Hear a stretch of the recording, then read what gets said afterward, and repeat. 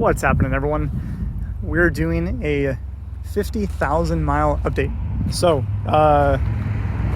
filming it on the Ortega Highway route and try to escape from the house, because if you're watching this video around this time period of it's being uploaded, you know there's like a certain pandemic going on. So I figured I'll escape the house and do a quick little overview.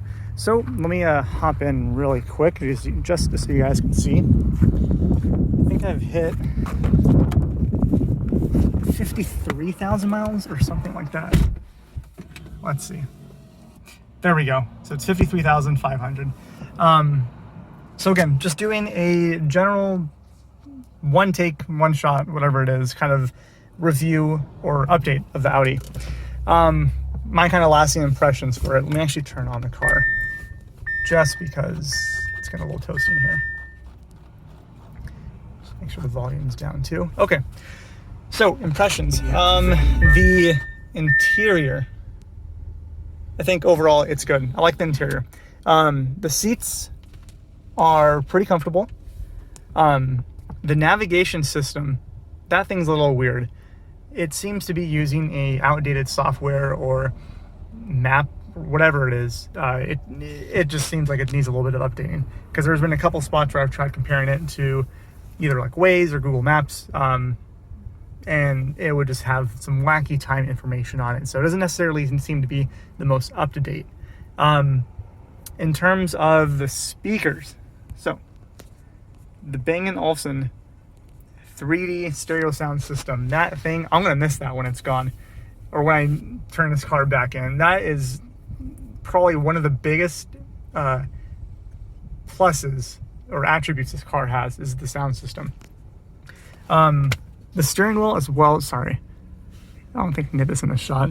Just trying to do this on my phone, amateur status. The steering wheel is also very nice. I like how it's probably gonna be very hard to see from here, but the overall size of the steering wheel is small and compact. It makes it have like that sporty kind of feeling to it. The digital cluster, this thing feels, I don't know.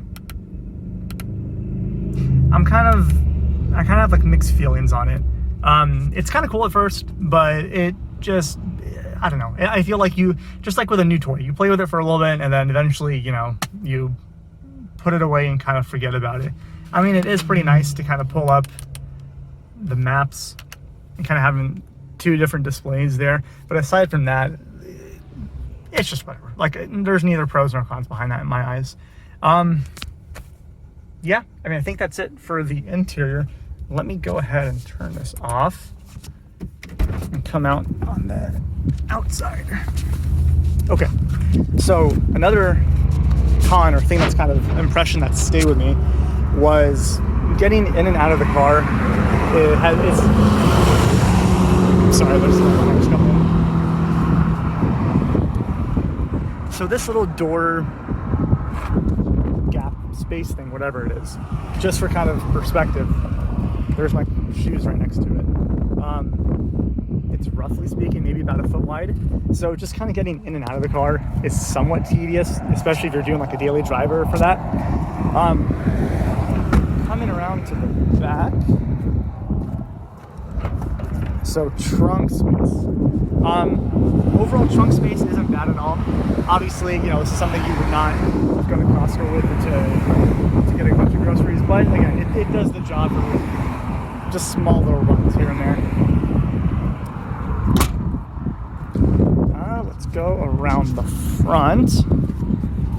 So one kind of thing that has lasted in terms of impressions is the looks. I don't know, I still think it's a very sleek looking car. I definitely like the design language that Audi does compared to Mercedes or BMW. Again, I think it's just a little more sleeker, a little more sharper edges. That's my kind of design taste. So it still looks good. There's been a couple of times where people give me thumbs up or compliments on it. So it's also something that, you know, I think other people appreciate as well. In terms of maintenance, so this is gonna be kind of weird. So I did not get the Audi care package, whatever it is, like the services, where they kind of take care of it if you pay for it ahead of time. But when I first did the oil change on this car, the oil change cost $275 or something like that. Something that was a crazy amount. So I think just in the long term, if you're going to own one, maintenance as a whole is going to be something you definitely want to look into. Because again, the oil change is just $275, and I think there's like a 10 or 15,000 mile like full point inspection, whatever they called it, and that was like another $700. So it definitely starts to add up over time. That was something I was not really expecting. Let's see. So another thing that kind of caught my attention, I'm not sure if you can see it. Let me see if I can actually cover it with my shadow. So a couple of these nicks along the front, it kind of seems like the paint quality, again, the paint quality is good, but I just feel like kind of comparing it to the Mustang I had previously, the overall quality doesn't seem to be as durable, if that's the correct term. It just feels like a little more flimsy behind it. So I'm not sure if it's just the roads I was driving on in LA or what, but that was kind of it. And I think that is honestly kind of it. Overall, like if I were to kind of go back at it and if I had to pick things over or choose it again, I personally probably would go with the Audi again. I would maybe teeter-totter back and forth between the four-door, the sedan, or the coupe. Obviously, the sedan is just a little more practical, so that I might tend to go back down that path if I had the option. But regardless, again, I think the Audi, the A5 is a phenomenal car. I really like it. Driving impressions as a whole, obviously, it's not, like a Porsche 911 or anything by any means.